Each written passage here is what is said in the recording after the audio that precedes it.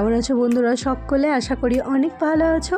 আমি পিয়া মন্ডল ফ্যামিলি ব্লগের পক্ষ থেকে অনেক স্বাগত, অনেক ভালোবাসা। চলে এসেছি আজকে একটা ব্লগ ভিডিও নিয়ে। ঘড়ির কাঁটায় বাজবে 9:10। এখন থেকে ভিডিওটা শুরু করছি। ঘরের অবস্থা প্রচণ্ড খারাপ। এইদিকে জামা কাপড় কাচাকাচি হচ্ছে, আর কিন্তু কোনো কাজ হয়নি। বিছানা এইদিক ওইদিক হয়ে আছে। বাবু চলে গেছে স্কুলে, ওকে স্কুল পাঠিয়ে দিয়ে এসেছি। এবার এসে এক কাপ আগে গরম চা খেয়ে কাজকর্ম শুরু করব। আসলে গলাটা দেখতেই পাচ্ছ এখনও ধরা ধরা হয়ে আছে, মানে আবহাওয়াটা এত খারাপ। আর ব্যাঙ্গালোরে ভালো গরমও পড়ে গেছে, তো ঠান্ডা গরম করে গলাটা আর কি ঠিক হচ্ছে না। তো যাই হোক, জামা কাপড় কাছাকাছি হয়েছে, ওগুলো আর কি একটু মেলে দিচ্ছি। আর আজকে হলো 24শে ফেব্রুয়ারি আর 11ই ফাল্গুন। আজকে আমাদের বিবাহবার্ষিকী 8 বছরের। তো জানি না কেন আজকে অন্য রকমই আর কি দিনটা আর কি হয়ে উঠলো সকাল থেকে। মানে দুজনেরই মন মেজাজ খারাপ, কোনো একটা কারণে আর কি একটু রাগারাগি হয়েছে। ও তো রেগে ডিউটি চলে গেছে, তো তার জন্য সমস্ত প্ল্যান সব কিছু আর কি ক্যান্সেল। আমি মন মেজাজ খারাপ ছিল, তো সেই কারণে ভেবেই নিয়েছিলাম যে না কোথাও বাইরে ঘুরতে যাব না, খাওয়া দাওয়া কিছু বানাবো, কিচ্ছুই করব না। তো যাই হোক, রাগ করে বসে থাকলে তো হবে না, কাজগুলো সামলে নিতে হবে। কারণ এখানে ও আর আমি ছাড়া তো কেউই নেই, আর যেহেতু আমাদের কাছে একটা বাচ্চাও আছে, তাই রাগ করে বসে থাকলে চলবে না। ঘরে কাজ তো করে উঠতেই হবে। তো তার জন্য জামা কাপড়গুলো কাছাকাছি করে মানে আলগা যে কাজগুলো আছে সেগুলো আর কি সেরে নিচ্ছি। তো আমাদের দুজনের মধ্যে রাগ হলেও বেশিক্ষণ ওই রাগটা থাকে না, ওই 2 ঘন্টার মতো আর কি থাকলেও তারপর আবার মানিয়ে নিই আর কি, কারণ মানিয়ে নিয়ে চলতে হবে, কিছু করার নেই। তো সেই কারণেই আর কি। তো ফোন করেছিল যে রেডি হয়ে নেওয়ার জন্য, বাইরে ঘুরতে যাওয়ার জন্য। আমিও বললাম শরীরটা ভালো লাগছে না, যাব না। তো বললো বেশি দূরে যাব না, আশেপাশে চলো কোথাও গিয়ে একটু ঘুরে আসি। তো সেই কারণেই কাছেই বিশাল ছিল, প্রথম যাওয়ার ইচ্ছে ছিল গ্যালারিয়া মলে, তো সেখানে যাইনি। তো কাছেই বিশাল ছিল, বাবুর একটু স্কুলের জিনিসপত্র লাগতো, সেগুলো আনার জন্য বিশালত গিয়েছিলাম। কিন্তু এই ব্যাগটা খুব পছন্দ হয়ে যায় আমার হাজব্যান্ডের, তো এই ব্যাগটাই আর কি আমাকে গিফট করেছে অ্যানিভার্সারিতে। দেখো দেখতে কিন্তু খুব সুন্দর ব্যাগটা। তো এই ব্যাগটা গিফট করেছে। আর ওকে আমি এই টি শার্টটা, ওর এটা পছন্দ হয়েছিল আর কি, সাদার বলে আর কি। এখন দেখছি হালকা হালকা কালার বেশি পছন্দ করছে। বাবু এই ডলটা নিয়েছে, বাবুর জন্য 2-3টা আর কি গেঞ্জি নিয়ে এসেছি, বাস এইগুলোই। আর 2টো কালার পেন্সিল, যেটার জন্য গিয়েছিলাম।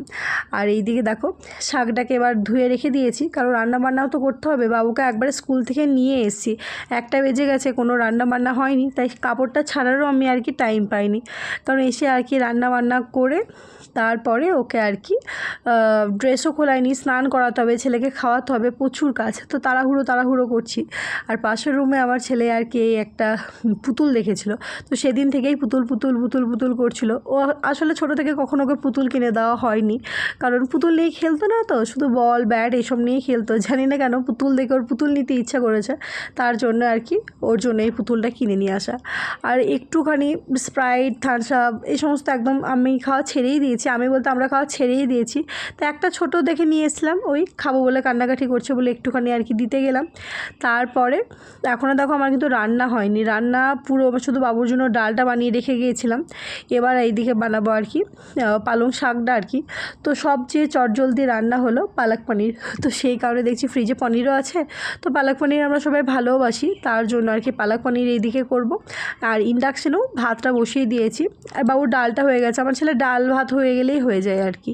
তো যাই হোক, শাকটাকে আর কি বসিয়ে দিলাম সিদ্ধ করতে। এবার দেব লবণ, 2 ক কাঁচা এই 2-3 ক লঙ্কা, 2-3 ক রসুন আর একটা টমেটো, বাস। তো তাড়াহুড়ো করছি, বাসনপত্র ধোয়া বাকি আছে। ওই যা হয় কোথাও গেলে আর কি, ঘরে যদি রান্নাবান্নাটা না করে যাওয়া হয় প্রচণ্ড মুশকিল হয়ে যায়। আর আমরা বাইরে থেকে খাবার দাবার কিনেও আনিনি, কারণ এখনও অবধি আর কি সেরকম মন মেজাজ খুব একটা দুজনেরই আর কি ভালো হয়নি। মানে ওই 100%-এর মধ্যে 60-70% ঠিক হয়েছিল, এখনও 40% অভিমান ছিলই দুজনের। সেই কারণে বাইরে থেকে খাবার কিনে নিয়ে আসেনি। বাড়িতেই ভাবলাম যেহেতু পনির আছে, তো পালক পনির ডাল করে নেবো, বাস হয়ে যাবে দুপুরটা। রাতে তখন দেখা যাবে। তো এইদিকে দেখো তাড়াহুড়ো করছি, কারণ ছেলেটার কোনো স্নান হয়নি, ওকে স্নানও করাতে হবে। আর সচরাচর কোথাও যেতে গেলে অনেকে যেদিন স্কুল ছুটি থাকে সেদিনই যাই, কারণ ছেলে তো ঘরের ভেতরেই থাকে, তো ওরও ভালো লাগে না, ও ঘুরতে খুব পছন্দ করে। এইদিকে দেখো সমস্ত কিছু এবার কিন্তু দিয়ে দিয়েছি পালং শাকের মধ্যে, এবার সিদ্ধ করে নিচ্ছি। আর এইগুলোও নিয়ে আসা হয়েছিল, ওই একটা পাউরুটি আর বাটার চিজ।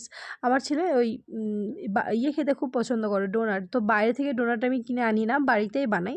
তো সেই কারণে ওই পাউরুটিগুলো আর কি নিয়ে এসেছি, আর ওইগুলোই আর কি সব গুছিয়ে রাখছি। একটা তরমুজও নিয়ে আসা হয়েছে। দেখো, তোমাদের সাথে বকবক করতে করতে কিন্তু আমার পালক শাকটাও কিন্তু মোটামুটি সিদ্ধ হয়ে এসেছে।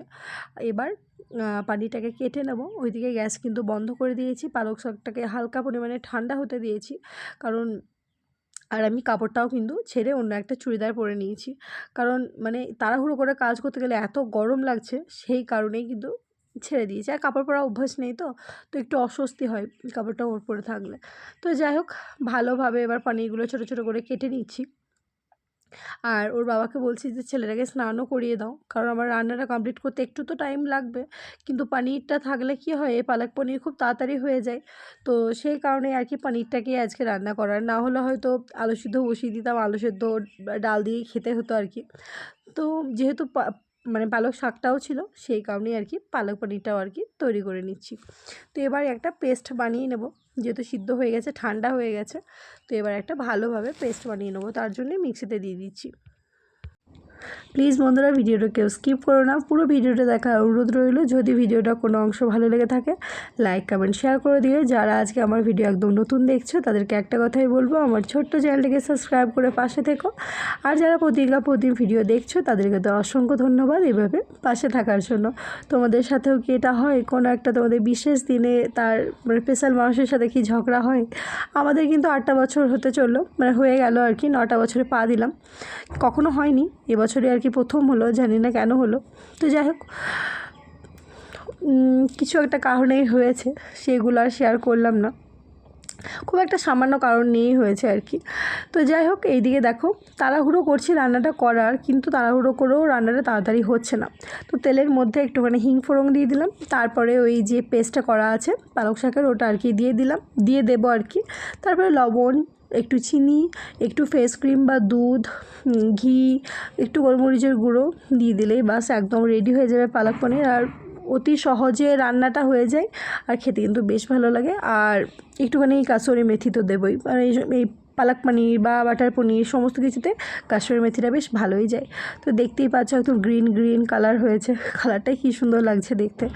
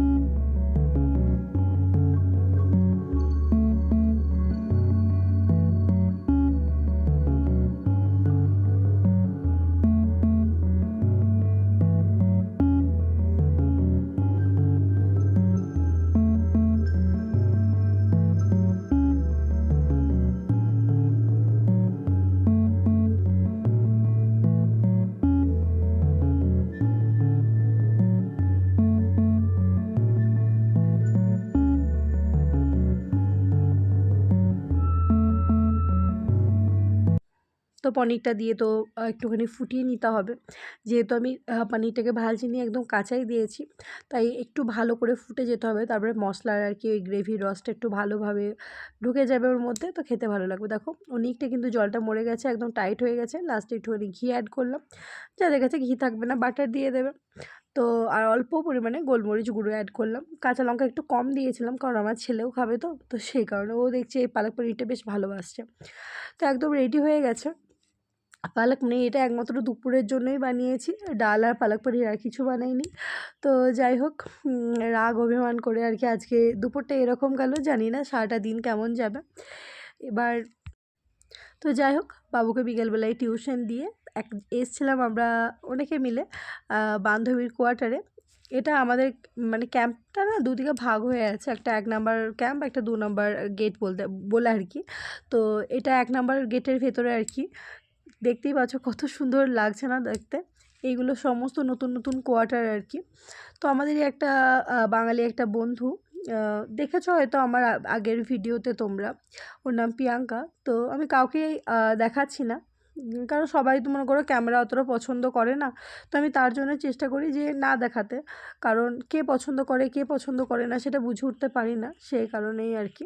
তো যাই হোক, ওর ঘর গিয়েছিলাম একটুখানি ঘুরতে, তারপর আমি তাড়াতাড়ি চলেও এসেছিলাম, কারণ বাবুর টিউশন থেকে ছুটি হওয়ার টাইম হয়ে গিয়েছিলো বলে। আর এই দিকে ওর বাবা কত খাবার নিয়ে চলে এসেছে। এটা ওই সন্ধ্যে 7:30 8টার দিকে আর কি ওর বাবা এই সমস্ত খাবার অর্ডার করেছিল, আমাকে কিছু জানায়নি। আমি কারণ ভেবেছিলাম বাড়িতে গিয়ে আবার অন্য কিছু রান্না করব আর কি। এত শত যে অর্ডার করেছে আমায় কিছুই বলেনি, এটা আর কি আমার জন্য একদম সারপ্রাইজ। তো আমার বাবু তো খুব খুশি হয়ে গেছে, আর অধিকাংশ সকলেই জানো আমার ছেলে KFC খেতে খুব ভালোবাসে। আর এই দিকে এই কেকটাও নিয়ে এসছে। যাই হোক, রাগ অভিমান সব কিছু ভুলে গেছি। ওই এত যে কিছু এনেছে বা এত কিছু করেছে নিজে নিজে, এটাই আমার কাছে অনেক। বাবুকে একটু পড়তে বসিয়েছিলাম, সেই বাকি ওর বাবা বলছে চলো কেকটা কেটে নাও, একটুখানি খাওয়া দাওয়া করে আমি ডিউটি যাব। তো দেখতেই পাচ্ছ একটা সুন্দর একটা কিউট পাড়া কেক নিয়ে এসছে। তো ওই বাবু 2 হাতে 2টো KFC নিয়ে বসে আছে। আমার ছেলে তো কেক কাটতে প্রচণ্ড পছন্দ করে। এখন তো দেখছি অনেকটা জ্ঞান বুদ্ধি হয়েছে, নাহলে আগে প্রতিদিন বলতো একটু করে কেক নিয়ে আসো, আমি প্রতিদিন হ্যাপি বার্থডে করবো। ওর এখন বুঝতে শিখেছে যে প্রতিদিন হ্যাপি বার্থডে হয় না। তো যাই হোক, কেক আমাদের কাটা হয়ে গেছে, আর আমি কাপড়টা চেঞ্জ করে নিয়েছিলাম, সেই কারণেই আর কি এই কুর্তিটাই পরে নিয়েছিলাম, কারণ গরম লাগছে জানি না কেন। আচমকা ব্যাঙ্গালোরে বেশ ভালো পরিমাণে গরম পড়ে গেছে। এই দিকে দেখো আবার কত খাবার দাবার নিয়ে এসছে, জানিও না এগুলো অর্ডার করেছে কখন করেছে বা কি। যখন দেখলাম টেবিলে একদম সাজানো আছে, বেশ ভালো লাগলো যে যাই হোক রাতে আর কোনো খাবার করতে হবে না। তো সকালে দিনটা যতই খারাপ যাক না কেন, সন্ধ্যে থেকে বেশ ভালোই যাচ্ছে, বেশ ভালোই লাগছে। তো অনেক কিছু নিয়ে এসেছিলাম, chicken chow mein, momo, fried rice, chilli chicken. তো বেশ ভালোই গেল সন্ধ্যাটা। তোমাদের কেমন লাগলো ভিডিওটা অবশ্যই কমেন্ট করে জানিও। সবাই ভালো থেকো, সুস্থ থেকো, আবার দেখা হবে অন্য কোনো ভিডিওর মাধ্যমে। Bye, good night.